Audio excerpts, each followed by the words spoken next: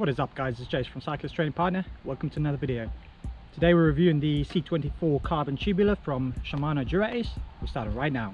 So the C24 Carbon tubular was developed for professional road race criteria, racing up mountains. What Shimano have done is really optimize things with an incredibly lightweight rim to reduce rotational mass. And these things are designed to go uphill like crazy. They're designed for acceleration in 10% gradients, maybe even higher, 10 to 20%. That's where this wheel is going to feel fast. You've got 16 spokes in the front wheel, 21 in the rear.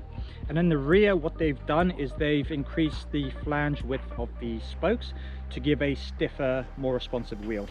Now these are flat bladed spokes with an external nipple, making adjustments and truing of the wheel very simple for yourself. So the rear wheel does have a titanium freehub body to keep weight down.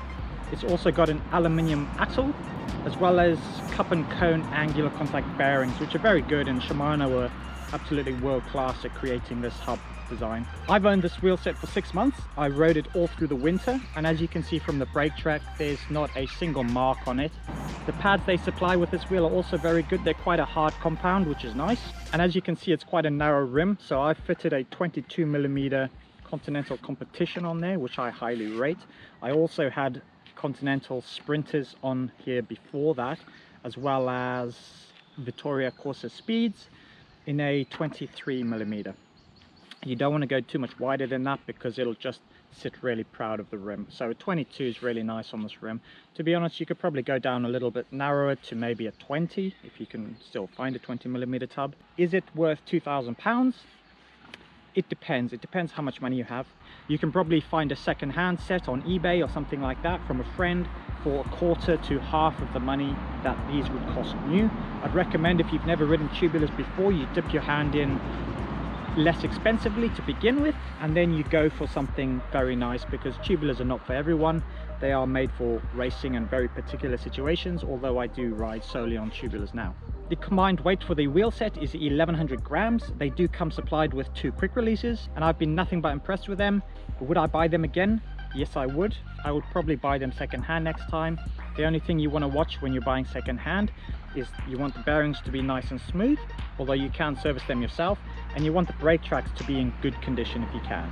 Now these things are not going to be beneficial to you on the flat or the shallower gradients. What they are going to allow you to do is, on the steeper stuff, accelerate incredibly hard, incredibly fast. And I'd probably draw the line of their ability to help you on an average gradient of 8 or 9%, something like Alpe d'Huez as a start. Maybe into the steeper stuff in Italy, these things are going to be absolute fire. I'd recommend, if you can get started on a set of these, perhaps purchasing second-hand to start with and seeing whether you like them. They are incredibly light with a claimed weight of 1100 grams. Add to that a 230 gram tubular and you've got one of the lightest production wheel sets on the market. The professionals use these all the time in the Tour de France and other racing like that.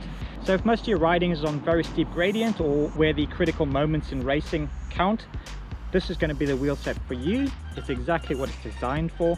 It is top end of the budget with a retail cost of £2,000. Right then guys, if you've got a set of these, why don't you leave a comment down below and let us know what you thought of them. We will see you in the next video.